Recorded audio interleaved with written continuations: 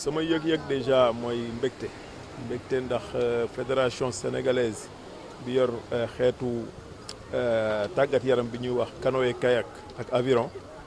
président Adi Fall jiite ko c'est la deuxième fois ñu may tànn pour ma parrainer seen journée yu mel nii donc dama ci am mbégte di leen gërëm di leen sant di wax ne également fédération la bu am doole bu dynamique boo xamante ne depuis 94 defe naa ba léegi ñoom ñu ngi ci yëngu 94 ak léegi nag 25 ans la donc fédération bu liggéey bu mucc ayib la ba am ay sénégalais yuy participer ci Jeux olympiques kon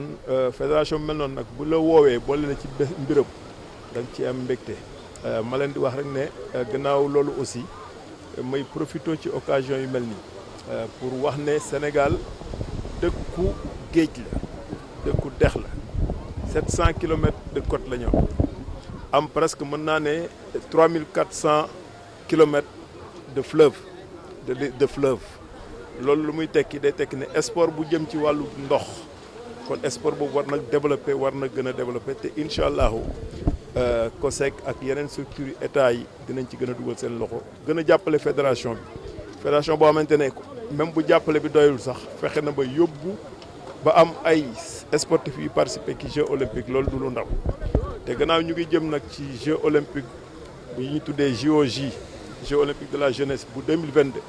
fédération bu mel nii buñ ko jàppalee mën nañu indil ay médailles olympiques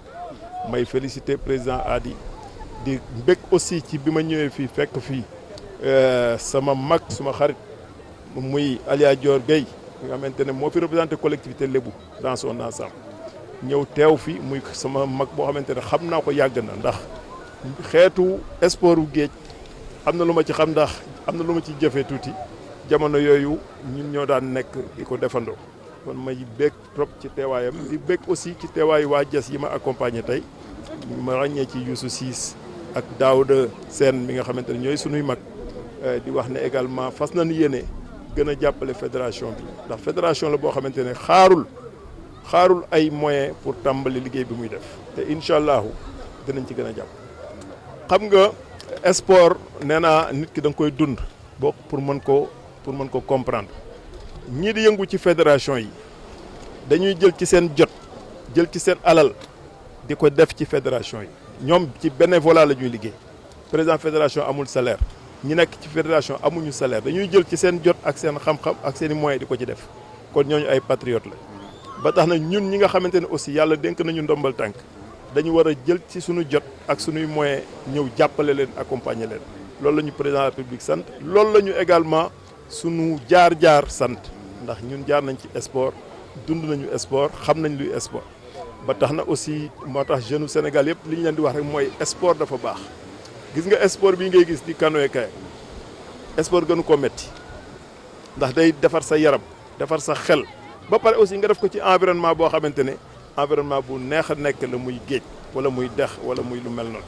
kon ba tax na kon dañuy lancer appel rek sunu jeunesse di leen wax ne nañu gën a góorgóorlu ci wàllu sport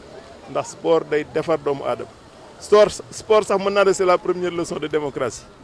ndax sport ngay ñàkk ñu ne la fair play nag dafa bokk ci démocratie sport ngay ñëw tàggat sa yaram entraîné ba defe ne yaa fi mën nga ñëw dajeek yeneen ñu entraîné ñu gañe la wala nga gañe leen nga war a am humilité kon moo tax ba sport lu am solo la te sport bi incha allahu dinañ ci gën a jàpp ndax Sénégal dafa am ñeenti fleuve yu mag muy fleuve Sénégal di fleuve Gambie di fleuve Casamance di fleuve Saloum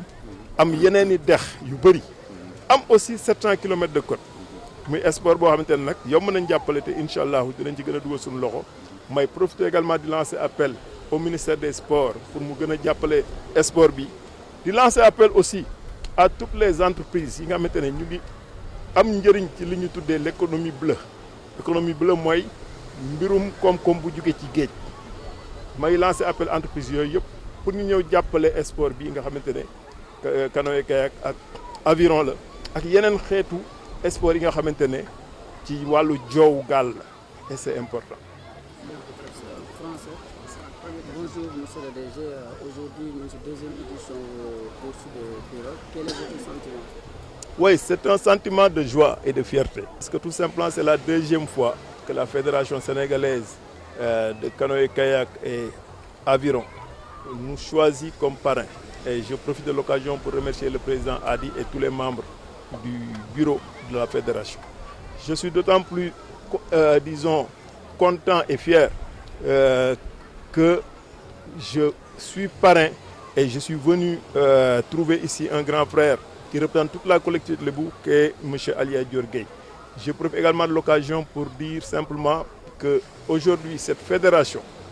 abat un travail extraordinaire. Le Sénégal a 700 km de côte et plus de 3400 km, disons, de fleuves, si on compte le fleuve Sénégal, le fleuve Gambie, le fleuve Casamance, mais également le fleuve Salou. Sans compter les autres cours d'eau, n'est-ce pas, qui constituent une dotation factorielle naturelle du Sénégal. Ça veut dire simplement que c'est une fédération à accompagner. Et c'est une fédération déjà qui nous a valu, n'est-ce pas, des satisfactions, notamment en plaçant des jeunes au niveau des Jeux olympiques depuis 2008. Et c'est important. C'est une fédération qui a 25 ans d'existence et qui doit être accompagnée davantage. Donc, notamment par toutes les entreprises qui tirent profit de ce qu'on appelle l'économie bleue au sens très large du terme, qui est l'économie maritime, l'économie au sens très large du terme. Donc, c'est juste pour dire que nous nous réjouissons d'avoir été choisis comme parrain et nous nous engageons également à accompagner la fédération en termes de réflexion, en termes de moyens, mais également en termes de réflexion stratégique globale. Et je profite de l'occasion pour lancer un appel.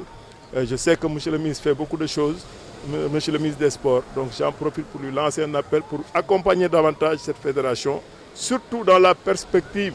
des Jeux olympiques de la jeunesse, qui sont des Jeux organisés par le Sénégal. Le chef de l'État, sur la base de son leadership, a pu décrocher cela. Et il est important que tous les acteurs du sport, en règle générale, tirent le maximum profit, n'est-ce pas, de ces JOJ, qui vont constituer un moment de déclic pour tous les sports, notamment les sports liés, n'est-ce pas, à l'économie bleue au sens très large du terme. Donc je voudrais enfin, pour finir, me réjouir, n'est-ce pas, d'avoir été accompagné par mes amis de la commune de Diass, notamment le doyen Youssou ici présent, mais également le doyen Daoud Sen, qui sont des sportifs éminents de notre localité et qui, au nom de cette fibre sportive, sont venus nous accompagner. Merci beaucoup. Merci.